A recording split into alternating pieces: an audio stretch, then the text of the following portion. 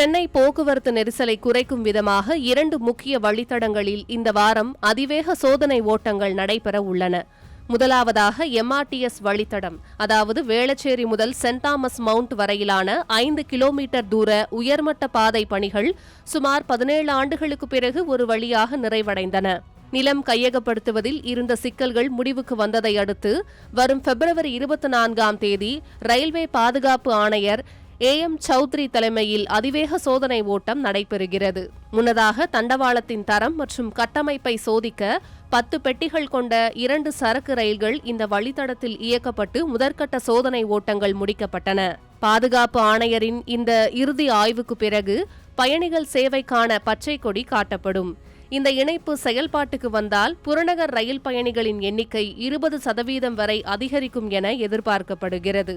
அதேபோல சென்னை மெட்ரோவின் 2ஆம் கட்ட திட்டத்தில் பூந்தமல்லி முதல் வடபழனி வரையிலான வழித்தடத்தில் பணிகள் தீவிரமாக நடைபெற்று வருகின்றன.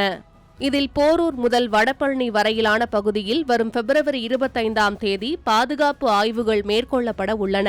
பிரான்ஸ் நாட்டை சேர்ந்த ஒரு தனியார் நிறுவனம் மேற்கொண்ட பாதுகாப்பு தணிக்கை அறிக்கை கிடைத்தவுடன் இந்த ஆய்வு தொடங்கும். பாதுகாப்பு ஆணையரின் அனுமதி கிடைத்ததும் இந்த மாத இறுதிக்குள் பூந்தமல்லி வடபழனி இடையிலான மெட்ரோ சேவை பொதுமக்களின் பயன்பாட்டிற்கு வரும் என மெட்ரோ ரயில் நிர்வாகம் திட்டமிட்டுள்ளது. இந்த 2 புதிய வழித்தடங்களும் பயன்பாட்டுக்கு வரும்போது சென்னையின் தெற்கு மற்றும் மேற்கு பகுதிகள் இணைக்கப்பட்டு பொதுமக்களின் பயண நேரம் பெருமளவு குறையும் என்பது குறிப்பிடத்தக்கது.